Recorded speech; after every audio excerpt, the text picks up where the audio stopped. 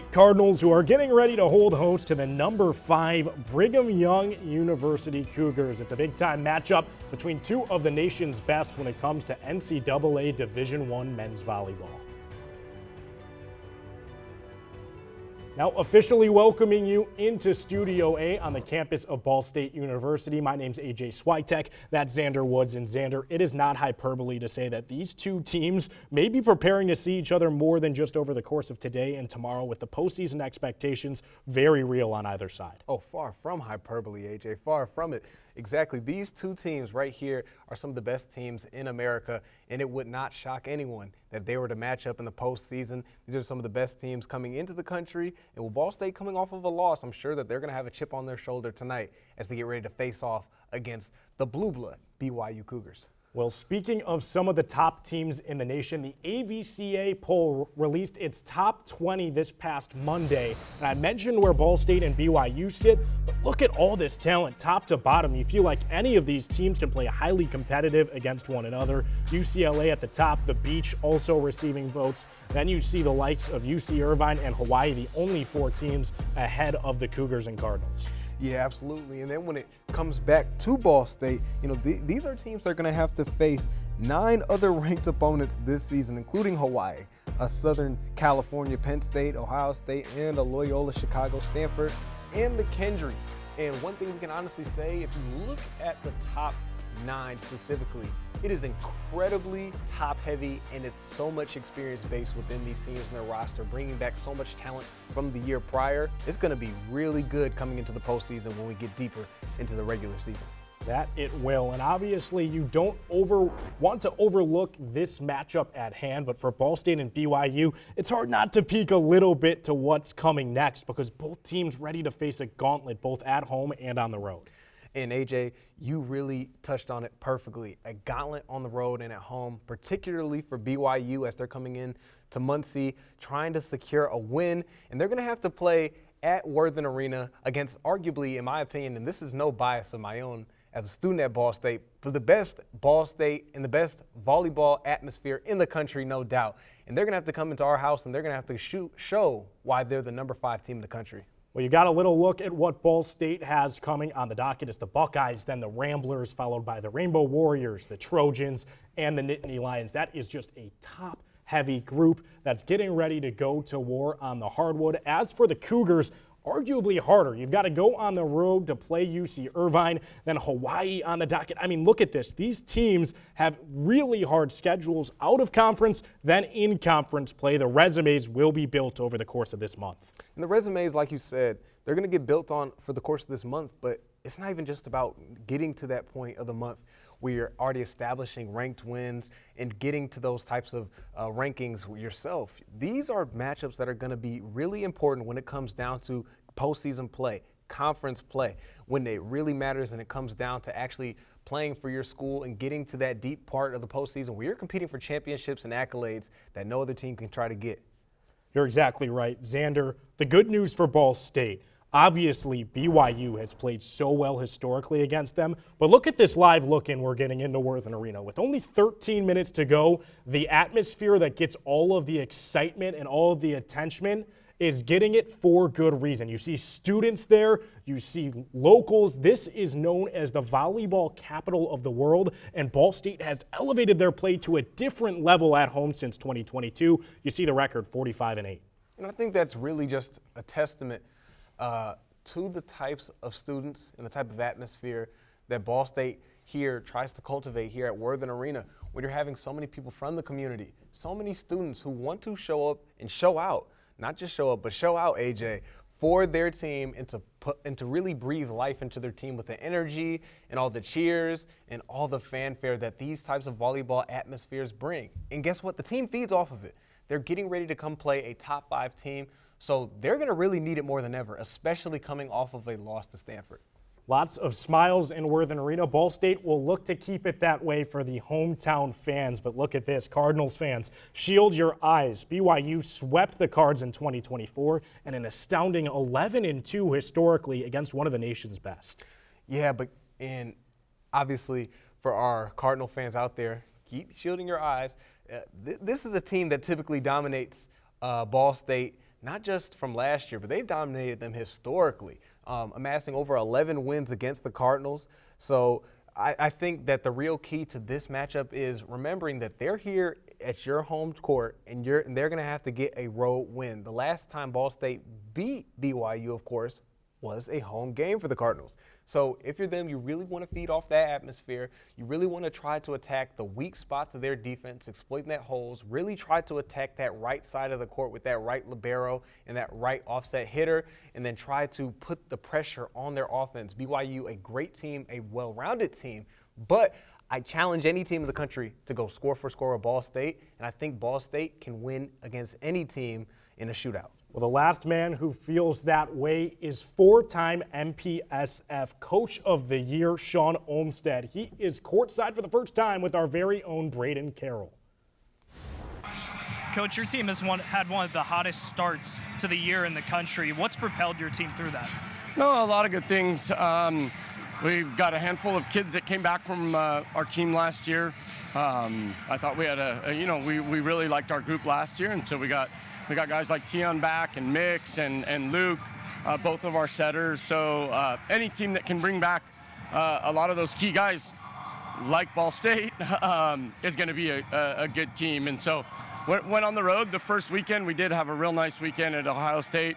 That can always be tricky going on the road. Your first weekend is obviously going to be more difficult than playing at home. And so that I was real proud of the guys and how they responded that way. And so we added a veteran kid like Keone that has really led the way from the service line. Guys have kind of taken his lead and followed that lead, and so he's done a great job kind of being a leader in our group, a great example for the young guys and for all of our guys.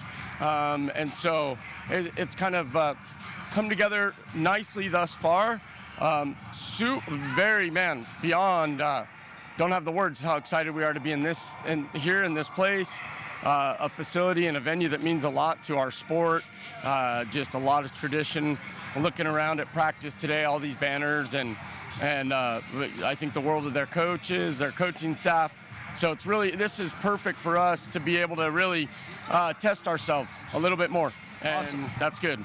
Thank you, Coach. Yeah, that was a long answer though. Sorry. Coach, with a resume like yours, absolutely no reason to apologize for going long. And I think that really does speak volumes to how big Worthen Arena's environment is, with him really putting it up there with the upper echelon of men's volleyball, especially coming from a place like BYU. Another place with a big-time atmosphere, Rainbow Warriors hosted the Tigers, and you see it's a 3-1 victory, went to 4 sets. Princeton was able to steal set 3, but Hawaii was led all the way through by Tread Rosenthal, who led the squad in digs, assists, and blocks. Yeah, Tread Rosenthal, one of the better players in the country. Hawaii ultimately just had to flex their powers on Princeton. But if you're Princeton, you played really well, as you mentioned, able to steal set 3. And I think the storyline was about facing off against one of the nation's top teams in the country. And if you're Princeton, especially being an Ivy League team, I think you can take a lot away moving forward, especially offensively, with a positive takeaway as you competed through and through. Well, this game wrapped up around midnight today. There's still plenty to preview going on around the NCAA. The Beach ready to take on the Bearcats. It's the number 2 team in the nation playing a MVB foe. Then you get a look at the Nittany Lions, who are ready to go on the road against the number 1 team in the nation. It's rounded out by Buckeyes versus Stanford. Oh my goodness, what a top-heavy slate we have going for us. You would have thought it was bowl season with these big brands, but I think you can honestly say, especially for that Long Beach game coming up, it's going to be the number 2 team, and many of us would think that could be a trap game for Long Beach. But if you're the number 2 team in the country, you got to put these teams away. You can't fall for any types of traps just because you have a lot more talent than them, and you are a blue blood, and deservedly so. But the good teams, they know how to capitalize and they know how to finish strong. That you do. You have to be able to slam the door. Someone who's also familiar with that, a killing machine. Ball State's Patrick Rogers went to Brazil this past summer to represent Team USA in the collegiate games. He is now courtside with Braden Carroll. Patrick, how has the team rallied since that last loss to Stanford? Yeah, I think it all comes in preparation, and we prepped really well in practice. And I think as a team, we feel really confident going into this game, how our energy is, and of course, the home court advantage is huge for us and energy-wise. And yeah, I think we all feel good. And we've seen a lot of young guys step up for this team early. How has that helped the veterans get this team going? Oh, it's huge. It's so important. When they play well, it makes us feel good, which makes us play even better too. So when they play well, it makes the whole team better. You played twice at home already, but this is the first game where you're playing in a big one with a large crowd. How does it feel to have Muncie behind you tonight? It's amazing. It's great. Like I said, it'll help us 100% of the time when everybody comes together and we have that energy that really well, every time we score, the crowd roars. It's huge for us and our mental side. So yeah. Thank you, Patrick. Thanks. Appreciate it. Welcome back into Studio A on the campus of Ball State University. It's an important time to mention the sponsor that makes this show possible. The men's volleyball pre-match report is brought to you by TableX. TableX is proud to support the students of Ball State SportsLink. Speaking of support on this Ball State campus, what the students of Ball State SportsLink have been doing with setting the standard, just unmatched, unparalleled, both coverage and access. It's season 2, produced by Nate Locker and Tristan Fleur. Episode 1 just premiered on all platforms. And Zander, we have a trailer for those at home. I feel like the history behind Ball State is really important, and I just want to prove to the people that came here and built the program behind us that we are still a great team and we still can do great things, and we want to win the national championship.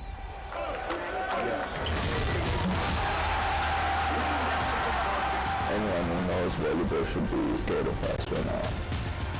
This may be a team that's best positioned to win a national championship compared to any other team that's ever played here. We're the team that can go to the NCAA Final Four. We gotta finish it. There's no quitting for me. I mean, you gotta keep on keeping on. We really want to win the MVB championship, and I think if we do what we need to do, we will definitely win the MVB title. We want to be in the tournament. That is the standard. I feel like when the opportunity comes, I think we'll understand what it's going to take to win. We rise above it.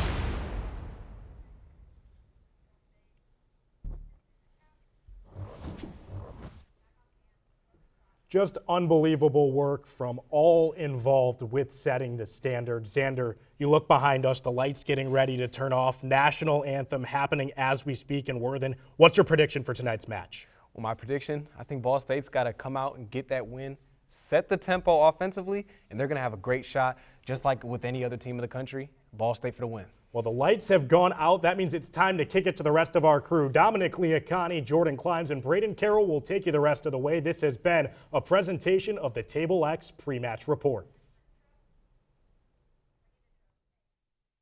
There it is! Ball State, a three-peat for the third time ever. What is a dynasty? A legacy forged by legends, a tradition of greatness. But in this holy mecca of volleyball, greatness is not just expected, it's demanded.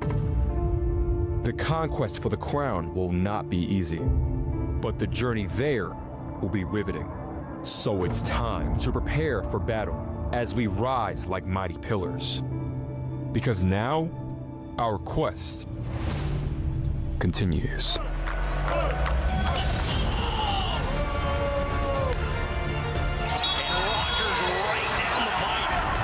State with the ace. To the middle, Rodney Wallace. Going backwards and down is Ocheva. And here come the Cardinals.